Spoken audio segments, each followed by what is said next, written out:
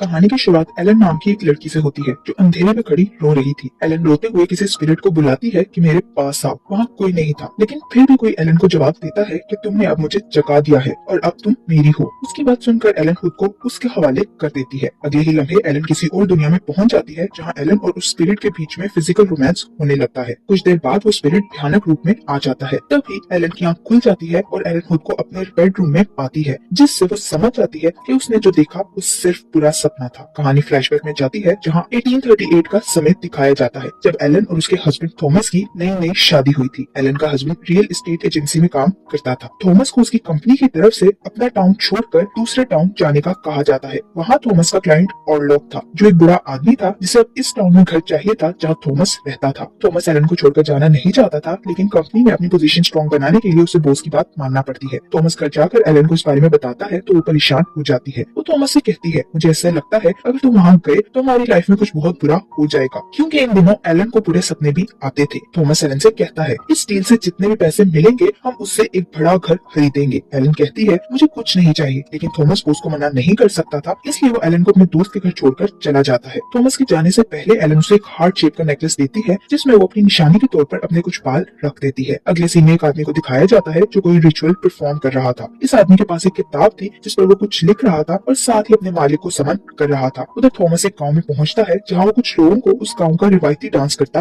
देखता है। थॉमस इस गांव के सरदार से कहता है, मैं यहाँ एक रात रुकना चाहता हूँ क्योंकि कल मुझे ऑर्लॉक के पास जाना है। ऑर्लॉक का नाम सुनकर गांव के लोग उसे मना करते हैं, तुम्हें उसके पास नहीं जाना चाहिए क्योंकि वो एक शैतान है। एक औरत तो थॉमस के लिए प्रे भी करती है। वो कहती है, ऑर्लॉक का साया पड़ने से ही डरावने सपने आने लगते हैं। रात को थॉमस देखता है गाँव में कुछ लोग एक लड़की को घोड़े पर बिठाकर एक कब्र के पास ले जाते हैं। वो लोग कब्र खोलकर उसमें मौजूद मुर्दा आदमी के दिल पर वार करते हैं, जिससे उस आदमी के मुंह से खून निकलने लगता है। तभी थॉमस की आंख खुल जाती है और थॉमस समझ जाता है ये उसका बुरा सपना था। अगली सुबह थॉमस बाहर निकलता है तो उसे गांव में कोई भी नजर नहीं आता। वो हैरान होता है कि अचानक से सारे का सारा गांव कहाँ चला गया। थॉमस ऑर्लॉक के पास जाने के लिए अपना सफर शुरू करता है और बर्फीले रास्ते से गुजरकर एक जगह पर पहुंचता है जहाँ उसे एक टांगा नजर आता है। टांगा गाड़ी थॉमस को लेने के लिए आई थी। इसी टांगे में बैठकर थॉमस ऑर्लॉक के घर पहुंचता है। रास्ते में उसकी तबीयत काफी खराब हो रही थी, लेकिन वो खुद को संभाल लेता है क्योंकि उसे किसी भी हाल में ऑर्लॉक से मिलना था। थॉमस उसके घर पहुंचता है तो ऑर्लॉक उसे अंधेरे में खड़ा नजर आता है। वो बहुत डरावना लग रहा था, इसलिए थॉमस को उससे डर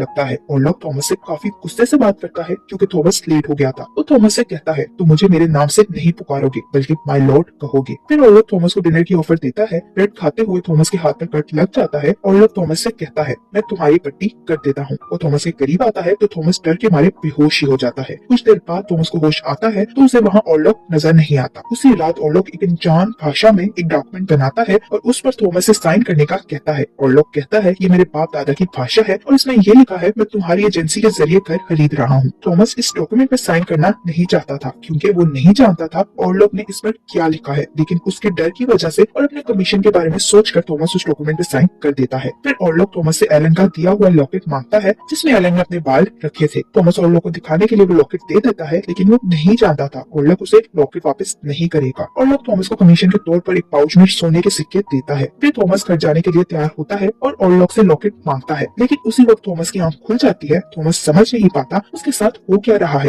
ये ख्वाब है या सच। थॉमस को अपने सीने पर 2 दांत के निशान नजर आते हैं, जिससे डर जाता है और भागकर मेन गेट खोलने के लिए निकलता है, लेकिन फिर वो बेसमेंट में पहुंच जाता है। वहाँ थॉमस को एक कॉफिन नजर आता है। वो उस कॉफिन को खोलता है तो उसे उसमें ऑर्लॉक का शरीर नजर आता है जो गला हुआ था। थॉमस पास रखी हुई एक कुल्हाड़ी उठाकर ऑर्लॉक को मारने लगता है, लेकिन उसी वक्त ऑर्लॉक जाग जाता है। उसे देखकर थॉमस वहाँ से भाग जाता है। ऑर्लॉक एलन का लॉकेट हाथ में पकड़कर किसी और भाषा में कुछ पढ़ता है जिसका मतलब था, तुम्हारा हस्बैंड खो गया है, इसलिए अब तुम सिर्फ मुझे सपनों में देखोगी। ऐसा लग रहा था जैसे वो कोई जादू कर रहा है। जैसे ही ऑर्लॉक मंत्र पढ़ता है उधर एलन पोजेस्ड होने लगती है। इधर ऑर्लॉक वैम्पायर के रूप में आकर थॉमस का खून पीने लगता है। उधर एलन की तबीयत खराब होती है तो थॉमस का दोस्त फेडरिक और उसकी वाइफ आना उसे हॉस्पिटल ले जाते हैं। डॉक्टर उसे देखकर परेशान हो जाता है। अचानक एलन कुछ भड़बड़ाने लगती है तो डॉक्टर उसे इंजेक्शन लगाकर बेहोश कर देता है। थॉमस को देखते हुए मौका पाकर किसी तरह ऑर्लॉक के घर की विंडो से बाहर नदी में कूद जाता है। इधर एलन को होश आता है तो वो इस बात पर परेशान होती है कि थॉमस ने उसे अभी तक कोई चिट्ठी नहीं लिखी। इस बात पर एलन और फेडरिक में बहस होने लगती है। कुछ देर बाद एलन को पैनिक अटैक आता है तो फेडरिक और रैना एलन को वापस घर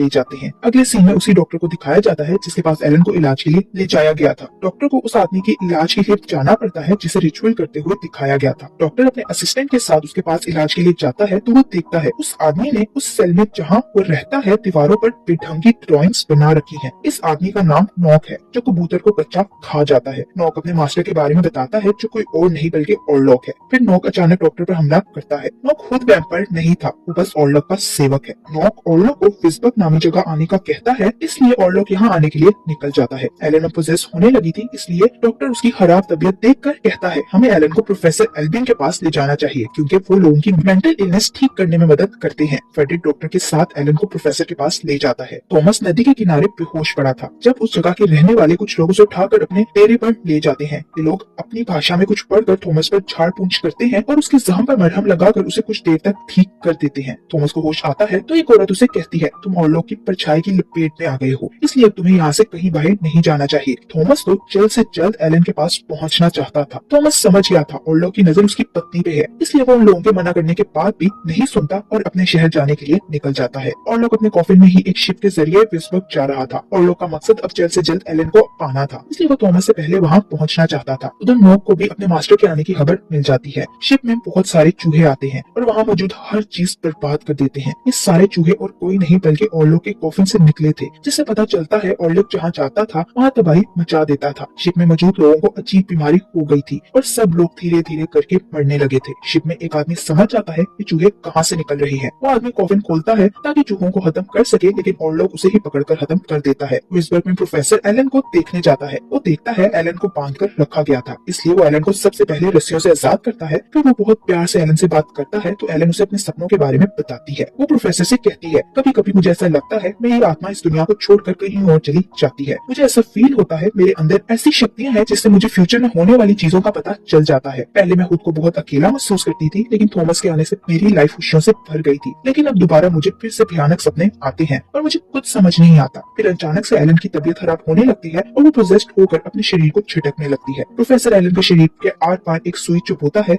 लेकिन एलन को कुछ फील नहीं होता। ये देखकर प्रोफेसर समझ जाता है एलन की आत्मा इस दुनिया में नहीं है। प्रोफेसर को एलन की हालत देखकर पता चल जाता है कि उसे कोई मेंटल इलनेस नहीं है, बल्कि किसी स्पिरिट ने उसके शरीर को पोजेस कर लिया है। फ्रेडरिक और एना प्रोफेसर की बात पर विश्वास नहीं करते। वो कहते हैं एलन थॉमस से बात ना होने की वजह से परेशान हो गई है। उसी रात एलन उठकर मेन गेट के पास जाती है जहाँ थॉमस बेहोश पड़ा था। थॉमस को देखकर एलन की हालत बेहतर हो गई थी, इसलिए अब डॉक्टर और प्रोफेसर थॉमस का इलाज करने लगते हैं। और लोग की शिप भी विस्बर्ग पहुंच जाती है। शिप बहुत खराब हालत में थी, जिसे देखकर लोग समझ जाते हैं ये एक वायरस से भरी हुई है। शिप में बहुत सारे चूहे निकलकर शहर में फैल जाते हैं और शहर में उधम मचा देते हैं। नॉक अपने सेल से निकलकर ऑरलॉक से मिलने चाहता है। ऑरलॉक को पता चल जाता है वो जबरदस्ती एलन को अपने पास नहीं ला सकता, इसलिए ऑरलॉक को कुछ और ऐसा करना होगा कि एलन खुद ही मजबूर होकर उसके पास आ जाए। ऑरलॉक की वजह से शहर में बहुत सारे लोग मारे जा रहे थे, लेकिन उसे कोई परवाह नहीं थी। डॉक्टर और प्रोफेसर वायरस के विक्टिम्स को चेक करते हैं तो उन्हें पता चलता है इन लोगों के शरीर पर चूहों के काटने के निशान तो हैं, लेकिन इनके शरीर में खून बिल्कुल नहीं है। इस बात से प्रोफेसर समझ जाता है कि सब कुछ कोई डीमन कर रहा है। प्रोफेसर नॉक से बात करना चाहता था, लेकिन नॉक अपने सेल छोड़कर ऑरलॉक के पास जा चुका था। प्रोफेसर कहता है हमें नॉक को ढूंढना होगा, लेकिन फ्रेडरिक को अब भी उसकी बातों पर विश्वास नहीं था। थॉमस को भी अब एलन की तरह टोने सपने आने लगे थे, इसलिए वो नींद में ही एलन को खुद से दूर रहने का कहता है। एलन एना के साथ सो जाती है, लेकिन रात को एलन को सपना आता है जिसमें एलन और ऑरलॉक मून लाइट में एक दूसरे के सामने खड़े थे। ऑरलॉक एलन से कहता है तुम्हारे हस्बैंड ने एक डॉक्यूमेंट साइन किया है जिसमें उसने तुम्हें मुझे सौंप दिया है, लेकिन ये एक झूठ था। यहाँ हमें पता चलता है थॉमस ने जिस पेपर पर साइन किया था वो कोई प्रॉपर्टी के पेपर्स नहीं थे, बल्कि ऑरलॉक ने धोखे से अनजान भाषा में उससे एक एग्रीमेंट किया था, जिस वजह से ऑरलॉक एलन को थॉमस से छीन सकता था। ऑरलॉक एलन को 3 दिन देता है। वो एलन से कहता है 3 दिन के अंदर अंदर तुम मेरे पास आ जाओ, वरना अपने सब करीबी लोगों को मरते हुए देखोगी। वो कहता है तुम्हें मेरे पास आना ही होगा। एलन ऑरलॉक से कहती है मैं नोस्फेरेतु, जो असल में ऑरलॉक ही है, से प्यार नहीं करती। वो कहती है अब मेरी लाइफ में थॉमस के अलावा कोई नहीं आ सकता। उन दोनों की बातों से पता चलता है एलन नोस्फेरेतु को पहले से जानती थी और कहीं न कहीं उससे प्यार भी करती थी। इसी बीच एलन की आंख खुल जाती है तो वो देखती है एना बिस्तर से नीचे गिरी हुई थी और बहुत सारे चूहे उसके शरीर को काट रहे थे। ये देखकर एलन डर जाती है और चिल्लाने लगती है। अगली सुबह एना फ्रेडरिक और एलन को बताती है रात मुझे महसूस हुआ कोई साया मेरे सीने पे जख्म करके खून पी रहा है। उसकी बात सुनकर एलन समझ जाती है ये ऑरलॉक का काम है। ऑरलॉक ये सब एलन को कमजोर करने के लिए कर रहा था ताकि एलन डर कर उसके पास चली जाए। एलन फ्रेडरिक को इस सब के बारे में समझाने की कोशिश करती है, लेकिन फ्रेडरिक उसकी बात नहीं सुनता। एलन मुझसे पूछती है तुम मुझसे नफरत क्यों करते हो, जिस पर फ्रेडरिक कहता है मैं तुमसे नफरत नहीं करता, बल्कि तुम्हारी फेरी टेल वाली बातों से गुस्सा आता है। लाइफ बहुत प्रैक्टिकल होती है, लेकिन तुम्हें ये सब बात समझ नहीं आती। फ्रेडरिक गुस्से में एलन और थॉमस को अपने घर से वापस जाने का कहता है तो उन्हें वापस अपने घर जाना पड़ता है। प्रोफेसर को विश्वास था सिर्फ नॉक ही उन्हें ऑरलॉक के बारे में बता सकता है, इसलिए प्रोफेसर नॉक की लाइब्रेरी में बुक्स देखने लगता है जिससे उसे कोई क्लू मिल सके। प्रोफेसर को एक बुक मिलती है जिसमें नॉक ऑरलॉक के बारे में लिखता था। प्रोफेसर प्रोफेसर फेडरिक के घर जाता है क्योंकि वो थॉमस और एलन से मिलना चाहता था। वो जान गया था वो दोनों खतरे में हैं। फेडरिक उन्हें बताता है, मैंने उन्हें अपने घर से निकाल दिया। तो उन दोनों में बहस होने लगती है। प्रोफेसर का कहना था ऑर्लो को वापस अपने घर जाना होगा क्योंकि अगर वो एलन और थॉमस के पीछे गया तो वो हर जगह तबाह करता जाएगा। प्रोफेसर डिसाइड करता है दिन के वक्त जब ऑर्लो अपने कॉफिन में सो रहा होगा तब मैं उसे खत्म कर दूंगा। ये सब सुनकर फेडरिक प्रोफेसर को वहाँ से जाने का कहता है। प्रोफेसर उसे कहता है अगर ऑर्लो ने एक बार तुम्हारी बीवी का होम टेस्ट कर लिया तो वो दोबारा तुम्हारे घर जरूर आएगा। लेकिन फेडरिक उसकी बात पर विश्वास नहीं करता। दूसरी तरफ थॉमस की हालत अब ठीक हो गई थी। थॉमस शहर छोड़कर जाने की बात करता है तो एलन थॉमस को अपनी लाइफ का एक सीक्रेट बताती है कि जब मैं छोटी थी तब मैंने नोस्फेरातु यानी ऑर्लो को समन किया था। यहाँ हमें पता चलता है मूवी के पहले सीन में एलन जिस स्पिरिट को बुलाती है वो कोई और नहीं ऑर्लो ही था जिसे एलन ने अपना शरीर सौंप दिया था। इसलिए ऑर्लो एलन से उसका वादा पूरा करवाने आया था। एलन एक साइकिक थी जो स्पिरिट्स के साथ खुद को कनेक्ट करके उन्हें समन करती थी। लेकिन जैसे ही थॉमस उसकी लाइफ में आया वो ऑर्लो से किया हुआ वादा भूल गई। आज एलन की वजह से ही थॉमस और सारा शहर ऑर्लो की फैलाई हुई तबाही को बर्दाश्त कर रहा था। फिर अचानक से एलन गुस्से में आ जाती है क्योंकि वो पोजेस्ड हो गई थी। ये सब कुछ सुनकर भी थॉमस का एलन के लिए प्यार कम नहीं होता। प्रोफेसर नौ की लिखी हुई बुक पढ़ता है तो वो जान जाता है ऑर्लो को सिर्फ एलन के जरिए ही खत्म किया जा सकता है। दूसरी तरफ एना देखती है ऑर्लो उसके दोनों बच्चों का खून पी रहा था। बच्चों के बाद ऑर्लो एना को भी नहीं छोड़ता। फिर सुबह एना और उसके दोनों बच्चों का फ्यूनरल होता है। अब सब लोग मिलकर डिसाइड करते हैं ऑर्लो को खत्म करने का वक्त आ गया है। प्रोफेसर और डॉक्टर मिलकर ऑर्लो को ढूंढने का प्लान बनाते हैं। जाने से पहले प्रोफेसर एलन को समझाता है कि बाहर की बुराइयों से लड़ने के लिए पहले अपने अंदर की बुराई से लड़ना पड़ता है। प्रोफेसर उसे कहता है तुम ही ऑर्लो को खत्म करके हमें उससे आजाद करवा सकती हो। आज रात में थॉमस को बिजी रखूंगा ताकि तुम अपना अधूरा काम मुकम्मल कर सको। जिस पर एलन समझ जाती है कि उसे क्या करना होगा। थॉमस, डॉक्टर और प्रोफेसर मिलकर ऑर्लो को कॉफिन ढूंढने जाते हैं। वो लोग ऑर्लो के घर पहुंचते हैं जब कॉफिन के अंदर उन्हें ऑर्लो की जगह नोट मिलता है जिस पर वो लोग समझ जाते हैं कि ये ऑर्लो का प्लान था और अब वो एलन के पीछे जाएगा। उधर एलन ऑर्लो को समन करती है तो वो एलन के पास पहुंच जाता है। एलन उसे कहती है मैं अपना किया वादा पूरा करूंगी। वो दोनों किस करते हैं और रोमांस करने लगते हैं। इसी बीच ऑर्लो एलन के सीने पर अपने दांत काट कर उसका खून पीने लगता है। एलन उसे नहीं रोकती। सुबह होते ही सूरज की किरण विंडो से ऑर्लो के शरीर में पड़ती है तो वो धीरे धीरे जलने लगता है। ऑर्लो समझ नहीं पाता एलन ने उसे यहाँ धोखे से बुलाया था। ऑर्लो ने एलन का खून पिया था इसलिए एलन का बहुत सारा खून बह गया था जिस कारण उसकी भी मौत हो जाती है। थॉमस वापस आता है तो वो दोनों की लाश बिस्तर पर पड़ी देखकर टूट जाता है। ऑर्लो के मरते ही पूरा शहर वायरस से आजाद हो गया था और यही इस मूवी की ट्रेजिक एंडिंग हो जाती है। Thank you for watching.